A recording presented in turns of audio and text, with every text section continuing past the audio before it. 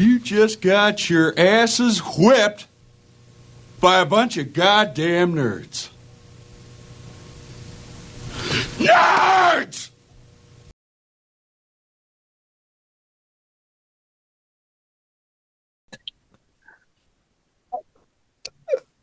Take 3.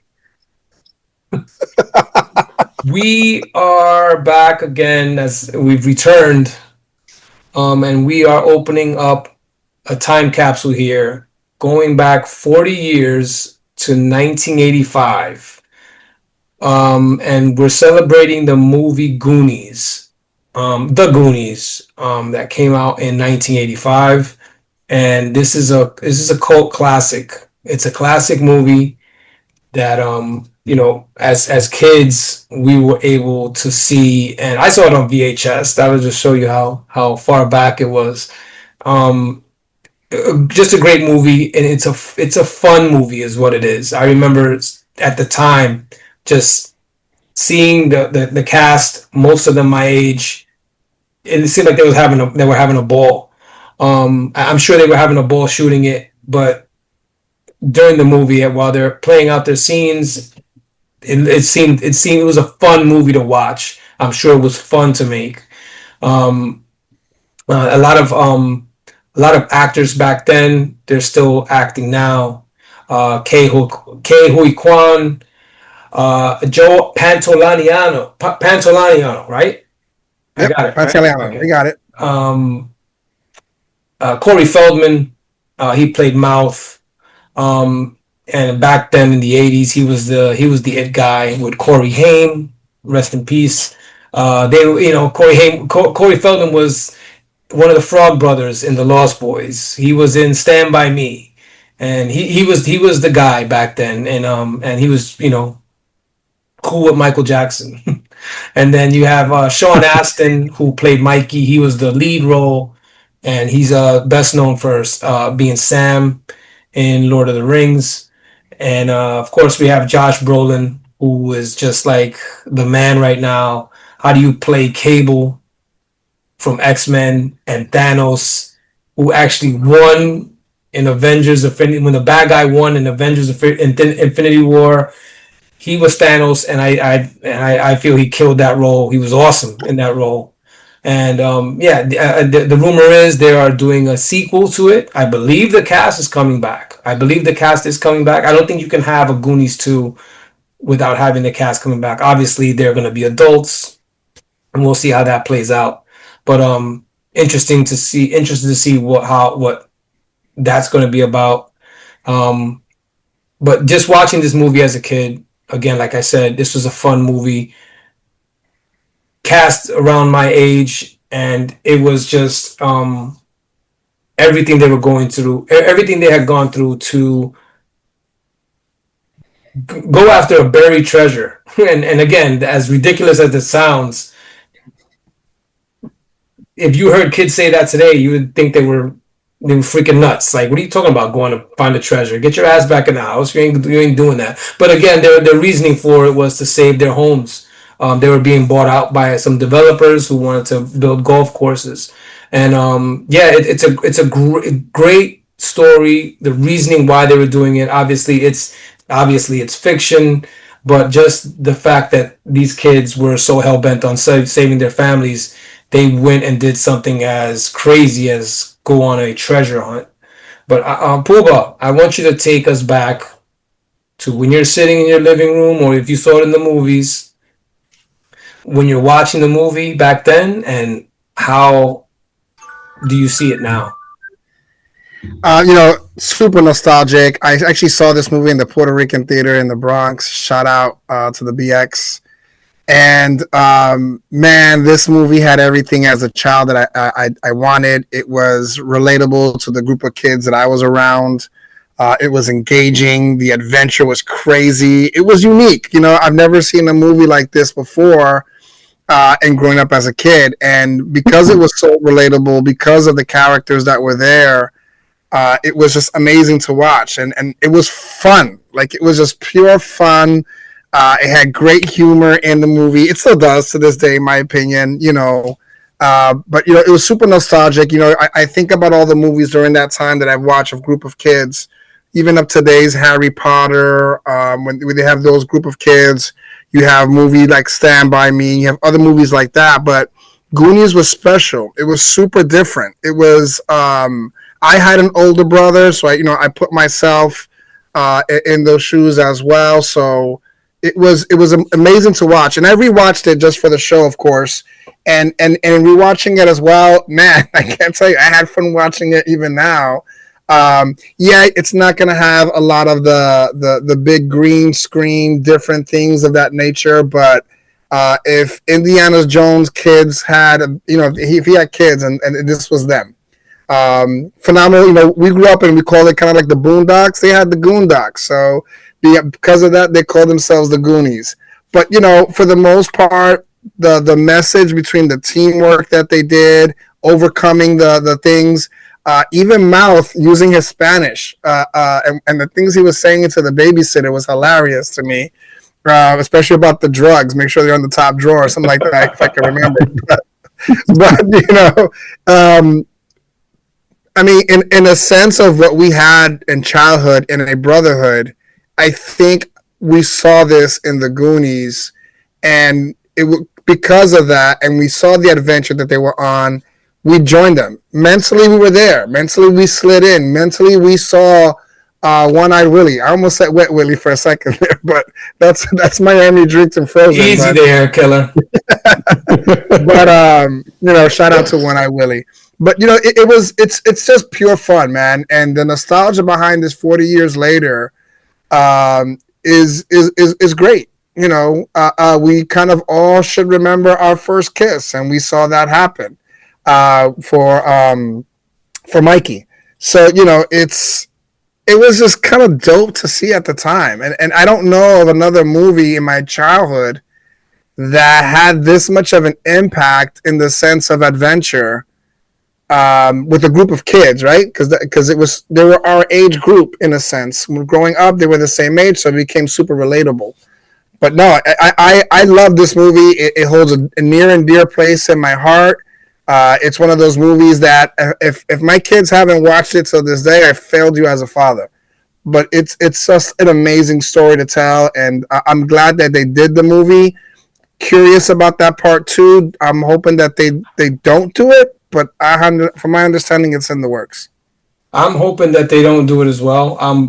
I've said this before, big on movies that just, if they're great, just drop the mic and walk away.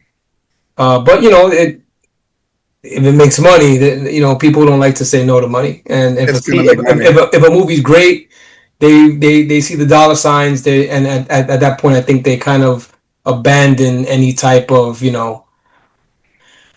feelings of let's preserve this great movie that we made and let's make some more money. But again, you can't fault anybody for trying to make more money. If it's legal, yeah, go ahead, make more money. Cole, same question. And, again, this is three different perspectives. We're all opening the time capsule on a movie that is a cult classic. So, same question to you. How do you feel about when you were watching it back then and now? We're opening up the time capsule. This movie came out in 1985 by the executive producer of Steven Spielberg, which, if I'm not mistaken, also did E.T. So he was on a tear when it came to these movies. But this one was a little different. This one was, like you guys were saying, a lot of fun.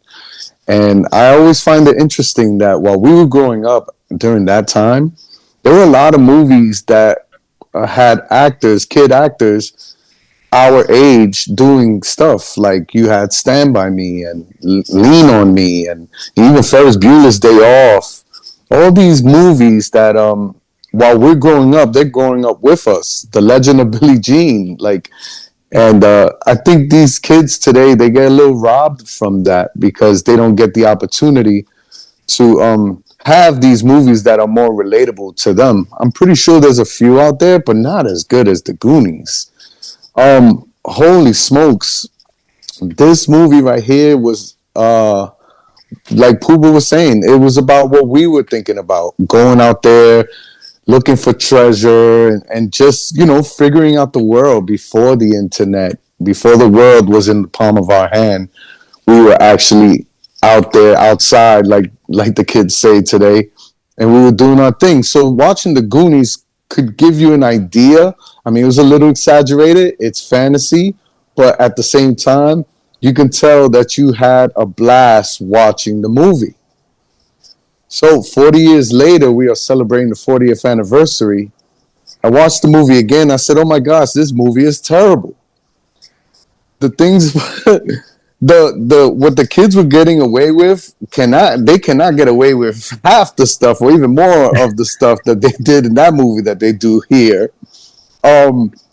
Props were all over the place, for the exception of the pirate ship. How cool was that they actually built that pirate ship in the studio and then surprise the kids so that way they can get the real reaction of them seeing the pirate ship for the first time.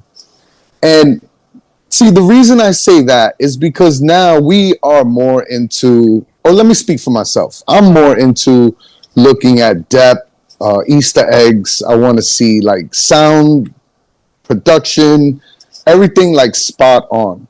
And rewatching this movie, yeah, it was not the greatest, but yet I would say that that's what makes it great. The fact that there were flaws in there, that you were able to just wing it and do what you have to do. Look, Jaws is one of my favorite movies of all time. And Jaws wasn't great. It's not a great movie.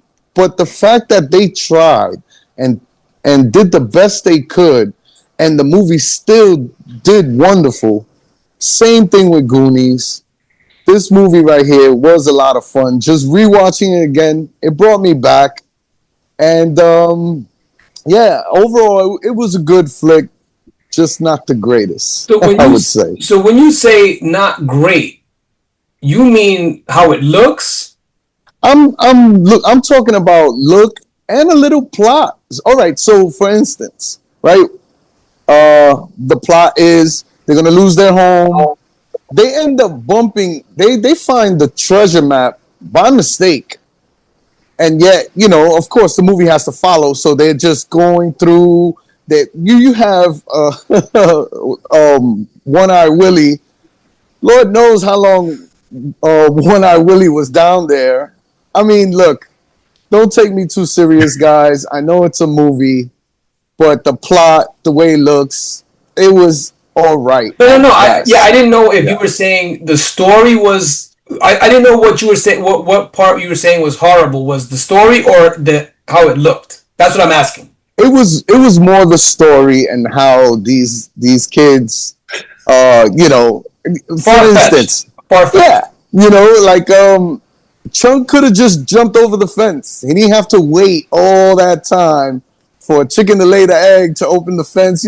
It's fun and I get it, but yeah, it was a little too exaggerated for my taste. But that was back then, right? And the thing is, I want to also elaborate on this. I feel Hollywood is running out of stories to tell, and that's why they're thinking about doing the Goonies too.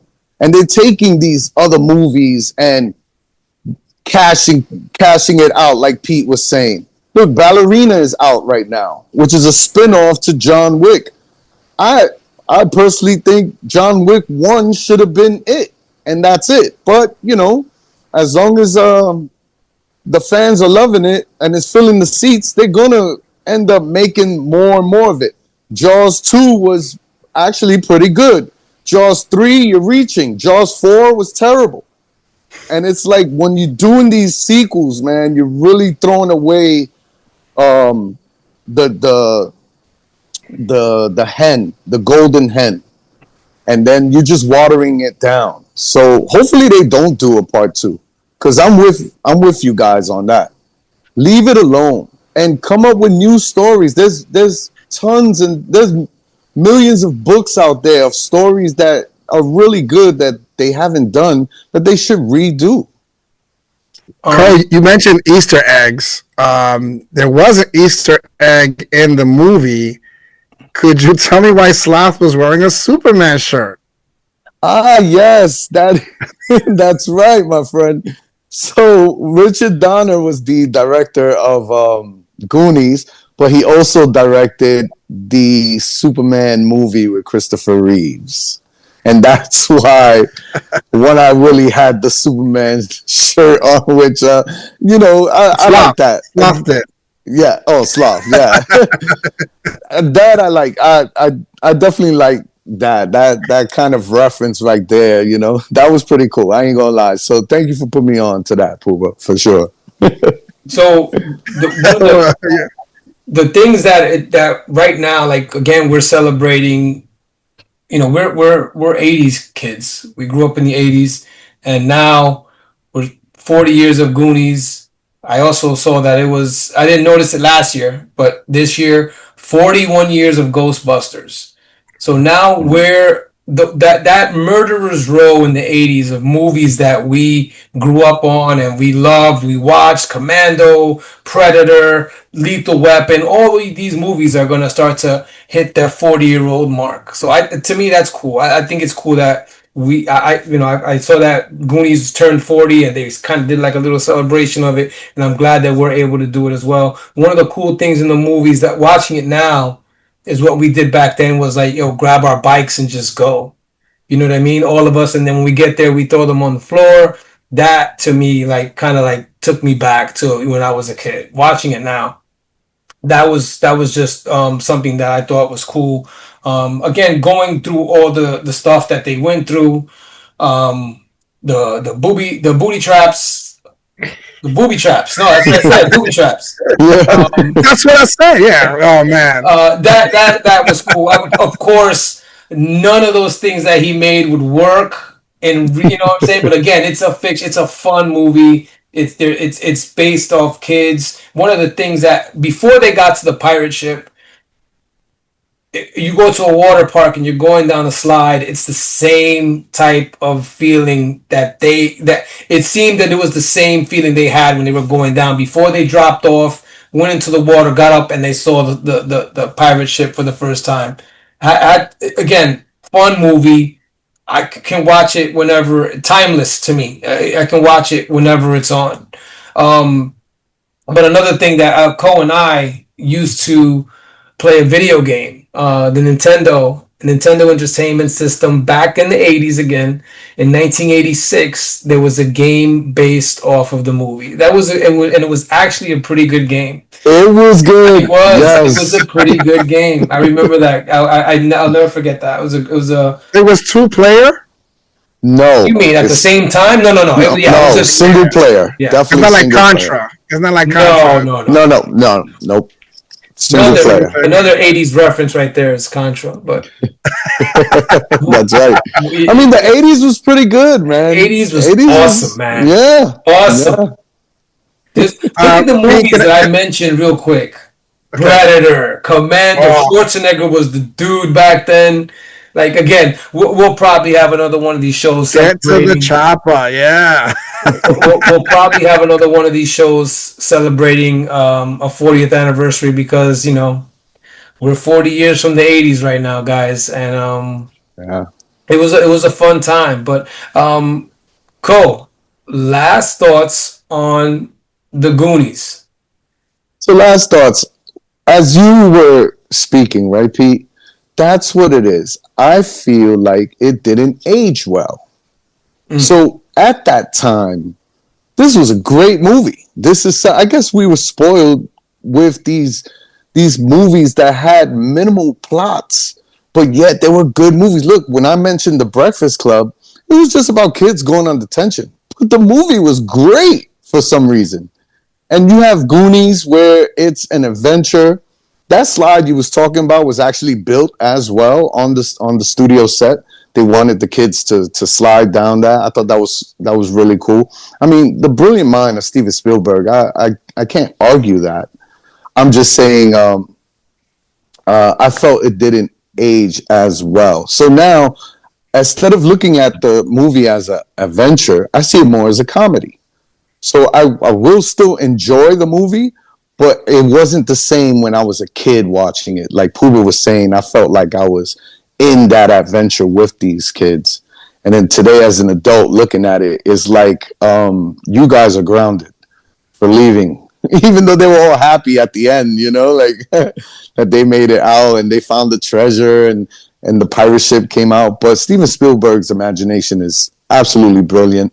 I'm happy he even attempted to make this movie, and it is definitely a fun movie to watch. I just felt it didn't age as well as I would have hoped to. But happy 40th anniversary to the Goonies, man.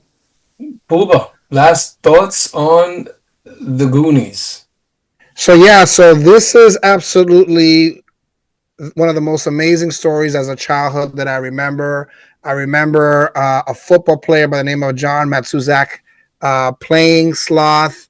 I remember what it was like, scary to see the back of his head when we first get introduced to him. I remember I want to say his name was Jake, one of the Fratelli brothers, singing opera. And Sloth was getting crazy. He hated the opera when he was singing it. And then when they catch Chunk, he's singing it at the car. He sounds pretty damn good too, singing the opera. So I know those things alone. Chunk freaking out, like he goes, "They're gonna kill us. We're gonna die." Just that. Him. And I remember they actually had chicken pox when they were filming this. You actually see it when he lifts his shirt and has to shake his stomach. So that so you can get in the house. The truffle shuffle, yeah. Do it. Yeah. So just all of those small things, from Mikey getting his first kiss by accident, to just the mouth talking in Spanish, he had to translate every single time. To the bone pianos. The bone piano that they had to play, man, kind of dope before they get into that slide. Data getting absolutely upset. He goes like, "I'm always falling. I'm always going down." He was tight, and just remembering all that as nostalgic as it possibly can get, because I've seen the movie probably as many times as years as it's old, so I've probably seen it that many times. But man, it's just great. I mean, one of the best casts put together historically for a kids movie. I don't remember Never Ending Story like this. I don't remember Stand By Me like this. And I'm thinking of all the other movies. Like this is, if Goonies were to make adventure movies, it would be up there with Harry Potter, in my opinion, because the cast and the group is still that good together. But just overall, and no, I had to figure it out. Anne Ramsey is not related to Belle Ramsey, which is the older lady who's also on Who Threw Mama Off the Train, if you've seen that movie. But listen, it was fun to see. And I'm hoping we get to rock out on the 50th anniversary. And I hope they don't do Goonies too. But, I'm also not scared to watch that movie if they do it, because it's so nostalgic. But man, this is my childhood in a movie with all my friends, all the adventures put into one. And it was great to see it all over again. Happy 40th anniversary, Goonies. So, Anne Ramsey, a.k.a. Mama Fratelli. Gangster. She was going to cut out Mouth's tongue because he was talking shit. Yeah. She gave him brown water, and they said, "This is water." She said, "It's wet, isn't it?"